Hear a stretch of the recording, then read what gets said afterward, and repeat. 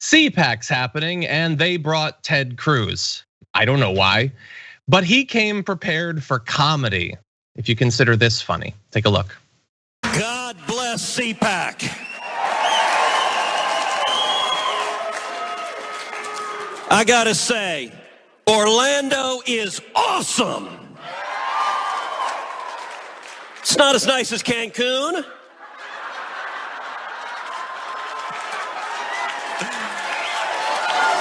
But it's nice.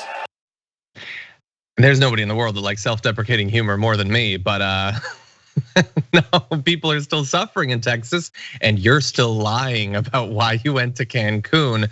That makes it not fertile territory for self-deprecating comedy. But this is why he is one of the most despised people in the country. What'd you think? Is he ready for a Comedy Central special?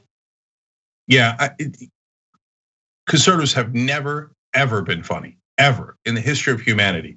And there's a reason for that. They usually punch down and they're like, isn't it so fun to make fun of people with no power? The poor, right? Or men in power going like, women, right? Am I right? Like when Rush Limbaugh died, everybody was talking about like, look, you might disagree with him, but what an amazing entertainer. Has anybody ever listened to Rush Limbaugh's show?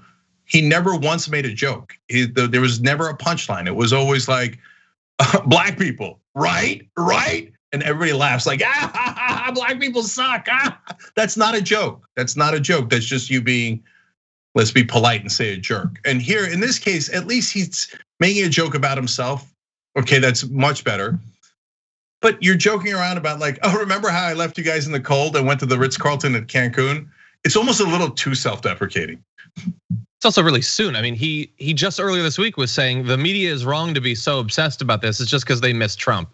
It's not that we should have any standards for our politicians. They were wrong to be mad about this. You can't do all of that and then try to turn it into something that you can try to be charming about or something. It just doesn't work. He's a deeply unlikable person. And I think you could sense that unease in the crowd. Like he delivers the joke. Like Letterman loved to do self-deprecating opens, kind of warms up the crowd, makes you more sympathetic. But for him, it just falls flat. And there's a few seconds before they really even start to laugh. It's like I guess it's more of a polite gesture at the end than them actually finding him funny. But yeah, like you said, there's still people suffering. There was our friend and I think guest of your show, John. Manny Fidel at Insider pointed out that like while he's laughing about trying to escape, like there was a kid who died trying to keep his little brother warm in Texas. So like this is a very grim situation, and it exhibits like the worst examples of late stage capitalism and whether or not that people who seem to care, like Cenk says, it's all about punching down.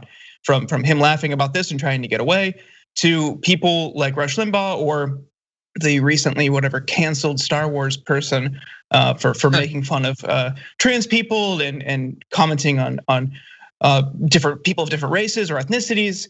It's always about a marginalized group or someone without power. That's where they find humor, and that's ultimately disgusting. Well, he's got a few other jokes, so let's turn to his material about Representative Alexandria Ocasio-Cortez. Bernie is wearing mittens. And AOC is telling us she was murdered.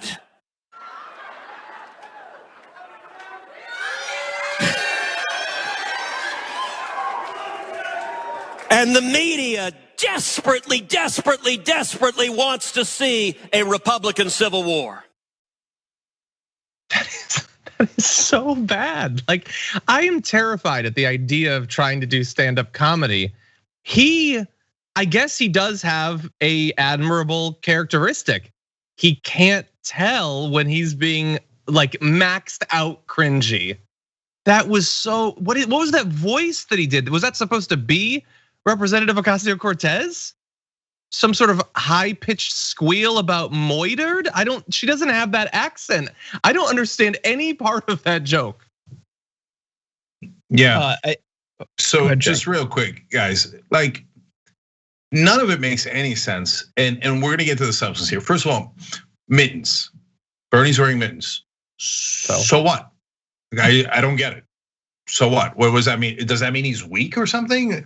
I don't know the bizarre and hateful conservative mind. So like, haha, mittens, that shows them. And then they chanted, "Hang Mike Pence."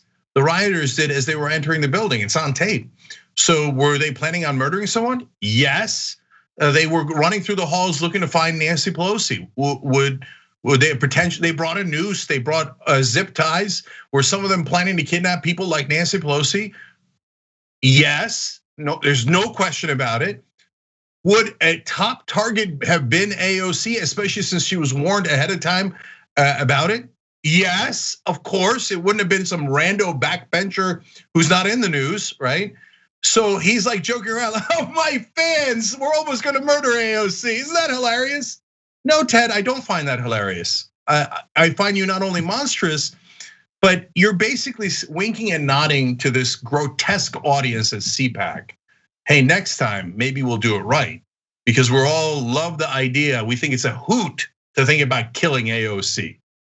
Now, if a progressive made that joke about Ted Cruz, oh my God, they'd have congressional hearings and the crying would last a decade. It's incredible to see just kind of how far CPAC has devolved. I was thinking back in preparation for this to kind of the first Obama term and the midterm era CPAC, where the Tea Party was at an all-time high, and whether or not you saw it to be an altruistic movement, I don't. I think it was pretty clear that this is astroturfed, but they were pretty specific about what they were in opposition to. They didn't want universal health care. This is ultimately at the behest of corporate interests, but that and various economic policies that they espoused were kind of the top line messaging at CPAC.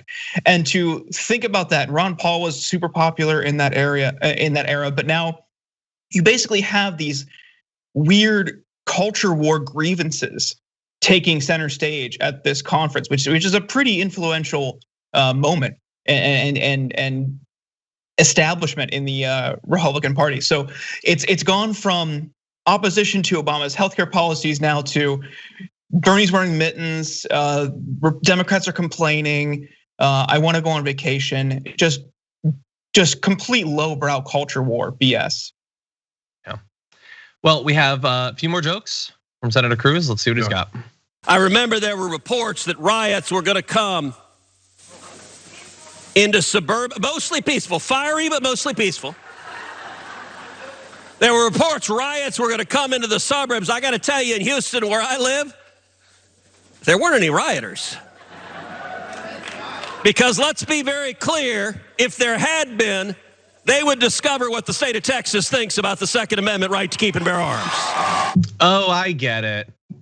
They would have killed all those protesters. That's not very funny though. Except for that crowd. Look, guys, this is what I told you. Like they just outright calling for violence now. Like, oh, what is a protest? A protest is exercising your First Amendment rights. And these are the guys who are pretending, and Cruz's speech, all the CPAC speech, cancel culture. Oh my God, they're trying to cancel us for saying racist things, right? So when black people say, hey, I also want to protest, and my protest is around, please don't kill me, please don't murder me. Cruz's response is, now remember everybody, grab your weapons and get ready to kill them. Gee, I wonder who the violent ones are, right? And he couches it in terms of riots. Could Kyle Rittenhouse tell what was a riot and not a riot? Could he tell who was innocent and not innocent? Or did he just show up with a weapon and start killing people? I think it was the latter. That's why he's charged with homicide, right? And so this kind of talk creates stochastic terrorism. Now, Ted Cruz can't tell Bob, hey, Bob, go kill someone on my behalf. But what he can say is, now remember, Bob, if black people ever protest in Houston, grab your guns and do something about it. Okay, well, you're equally clear. The right wing is basically raising their hand and say, we are for violence and murder. That's who they are. Yeah. And just out of curiosity, so should the Capitol Police have been mowing down those Trump supporters as they tried to break into the building? Because let me tell you, that's what the Capitol Police think of the Second Amendment. Would that have been a good thing then?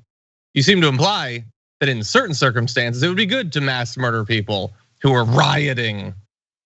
Yeah, I think maybe. And by the way, John, to actually be slightly more accurate about that analogy, he's saying the citizens have a Second Amendment right. So what he's saying in that is, if you were to make the equivalent statement from the left, hey, now remember, all progressives out there, you got a Second Amendment right. So if they try to do a Trump riot wherever you live, go grab your guns and go kill them. Yeah, I would never say that because that's insane. But that's what a United States senator is implying right there. You saw it with your own eyes. Yep, and they kind of liked it. That's the most positive reception Ted Cruz's comments have ever gotten. Thanks for watching The Young Turks, really appreciate it. Another way to show support is through YouTube memberships. You'll get to interact with us more. There's live chat emojis, badges. You've got emojis of me, Anna, John, JR. So those are super fun. But you also get playback of our exclusive member-only shows and specials right after they air. So all of that, all you gotta do is click that join button right underneath the video. Thank you.